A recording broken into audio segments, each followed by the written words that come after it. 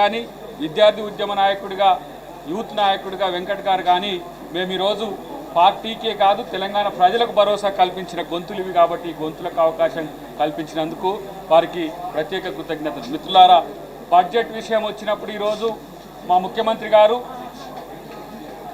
తన యొక్క ప్రత్యేకతను చాటుకొని గతంలో ప్రభుత్వం ఏదైనా ప్రజలకు ఉపయోగపడే పథకాలు ఉన్నాయా అంటే ప్రజలకు ఉపయోగపడే పథకాలని పక్కన పెట్టి ఆయన సొంత ఎజెండాను ముందుకు తీసుకొచ్చి నీళ్ల కోసమే 1 లక్ష కోట్ల రూపాయలు ఏకంగా పూర్తిగా నీళ్ల పాలు చేసిన గత ముఖ్యమంత్రిని చూస్తే జాలనిపిస్తుంది. ఇక్కడ ఈరోజు విద్యార్థులే కాదు, యువకులే కాదు, పేదలే కాదు, సబ్బండ వర్గాలకు అందరికీ కూడా ఒక ప్రాధాన్యతనిచ్చే ఇలా ఈ బడ్జెట్ను ఈరోజు ముందు పెట్టిన పరిస్థితి.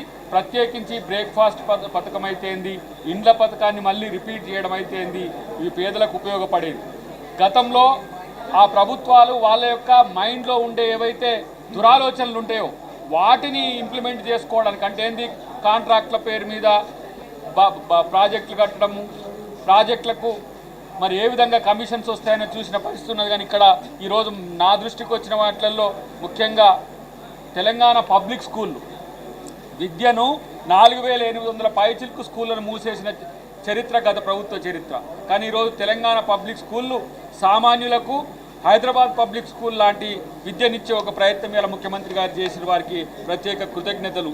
తర్వాత ఇంటర్మీడియట్ విద్యా సంస్థ విద్యార్థులకు కూడా మధ్యాహ్న భోజన పథకము, బ్రిడ్జ్ స్కూల్ ఫౌండేషన్ నుంచి కూడా ఈరోజు బ్రేక్ఫాస్ట్ పెట్టాలనే ఆలోచన. తర్వాత ఓవర్సీస్ ఏదైతే ఉందో ఓవర్సీస్ ఎంప్లాయ్మెంట్ ప్రోగ్రామ్, దీనికి సంబంధించి కూడా ఒక ప్రత్యేకంగా ఈరోజు ముఖ్యమంత్రి గారు తీసుకున్నారు. కానీ బడ్జెట్లో ఉండే అంశాలు, వివిధ అంశాలు మీరు ఇంతసేపు టీవీలలో చూసిండ్రు, ఉభయ సభల్లో మాట్లాడుతున్న వాటిని మీరు చూసిండ్రు.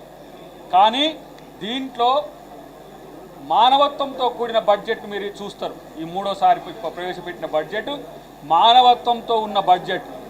రెండోసారి కూడా మళ్ళీ ఇండ్లు ఇవ్వాలనే ఆలోచన, తర్వాత పేద విద్యార్థులకు చదువు చెప్పించాలనే ఆలోచన, ఉద్యోగాలు కల్పించాలనే ఆలోచన.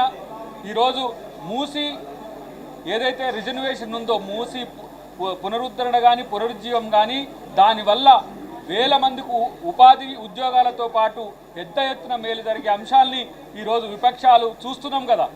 వాళ్ళు ఆ రోజు చెయ్యలేకపోయినా ఈరోజు మేము చేస్తుంటే వాళ్ళకి ఈరోజు తలకాయ నొప్పిగా మారిన పరిస్థితి.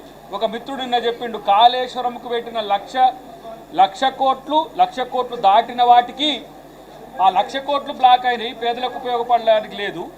ఆ 1,00,000 కోట్లకు కట్టే ఇంట్రెస్ట్లు మళ్ళీ ఈరోజు బొక్కనే. తర్వాత దానివల్ల మనం మన బడ్జెట్ నుంచి ఈరోజు ఏవైతే ఉన్నాయో వాటిని ఈ అప్పులు చెల్లించడానికి చేయాల్సిన పరిస్థితి. 3 రకాలకు కూడా అలాంటి ఒక నష్టదాయకమైన ప్రాజెక్టు కానీ నష్టదాయకమైన ఆలోచనలు గత ప్రభుత్వం చేసింది. తర్వాత తెలంగాణ అంటే వాళ్ళకేదో ప్రేమ ఉన్నట్టు, తెలంగాణ అంటే మేమే అన్నట్టుగా చేసి భారత్ రాష్ట్ర సమితి అనుకొని మళ్ళీ ఈరోజు వచ్చి తెలంగాణ పేరు మీద వాళ్ళు ఏదో సెంటిమెంట్ రగిల్చాలని లేకపోతే మేమేదో చేసినామని చెప్పుకోవడానికి ఒక ప్రయత్నం చేస్తున్నారు. దీన్ని ప్రజలు నమ్మరు. ఈ బడ్జెట్ను ఏదైతే అలొకేషన్స్ ఉన్నాయో వాటిని వినియోగించే విధంగా మేము ప్రభుత్వానికి తర్వాత ఏదైతే ప్రజలకు మధ్యన ఒక వారధిగా ఉండే ప్రయత్నం చేస్తామని చెప్పి తెలియజేస్తూ ఈరోజు ఈ అవకాశం మాకు ఇచ్చినందుకు పార్టీకి మరియు ప్రభుత్వ పెద్దలందరికీ ముఖ్యమంత్రి గారి నుంచి క్యాబినెట్ నుంచి మొదలు పెడితే ప్రతి ఒక్కరికి కూడా ప్రత్యేక కృతజ్ఞతలు.